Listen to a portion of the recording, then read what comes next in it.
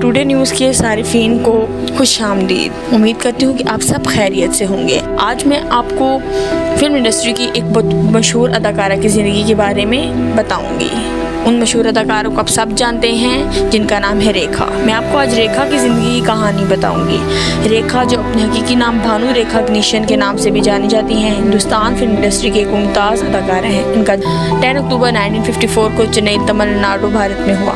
रेखा के वालिद Gemini गनीशन Tamil cinema के मशहूर अदाकार थे, जबकि उनकी वालदा पुष्पा वली तेलुगु सिनेमा की मरूफ अदाकारा थी। इब्तदाई ज़िंदगी और मुश्किलात जो उन्होंने देखी, अब मैं आपको उनके बारे में आगाह करूँगी। उनकी इब्तदाई ज़िंदगी और मुश्किलात क्या थी। रेखा का बचपन काफ़ी मुश्किलात से भरा हुआ था। उनकी वालिदैन की शादी और रेखा को अपने वालिद की तरफ से कोई सरपरस्ती या पहचान नहीं मिली। माली परेशानी और ख़ानदानी मसाइल की वजह से कम उम्र में ही फिल्मी दुनिया में कदम रखना पड़ा। अपनी माँ के नक्शे कदम पर चलते हुए उन्होंने बचपन में ही अदाकारी शुरू कर दी।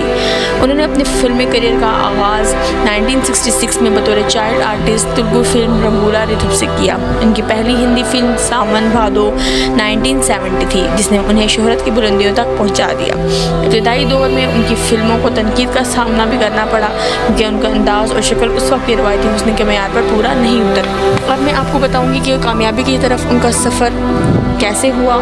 1970 की दहाई के आखिर और 1980 की दहाई में रेखा ने अपने किरदारों में तनु पैदा किया और बहुत सी कामयाब फिल्में दी। खूबसूरत 1980, सिलसिला 1981, मुकद्दर का सिकंदर 1978 और उमराव जान 1981 जैसी फिल्मों में उनकी अदाकारी को बेहद सराहा गया। ख़ासतौर पर उमराव जान में उनके किरदार को आज भी हिंदुस्तानी सिनेमा का एक यादगार किरदार समझा जाता है। रेखा की ज़ाती ज़िंदगी हमेशा से मीडिया की नज़रों में रही है। उनकी शादी मंगेश अग्रवाल नामी ताजिर से हुई, जो बदकिस्मती से शादी के कुछ अर्सा बाद ही खुदकुशी कर गई।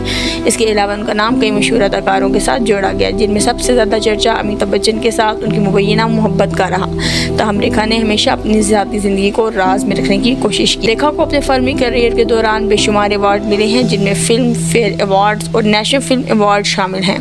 2010 में उन्हें हिंदुस्तानी सिनेमा में उनकी खिदमात के तरह पद्म श्री से नवाजा गया।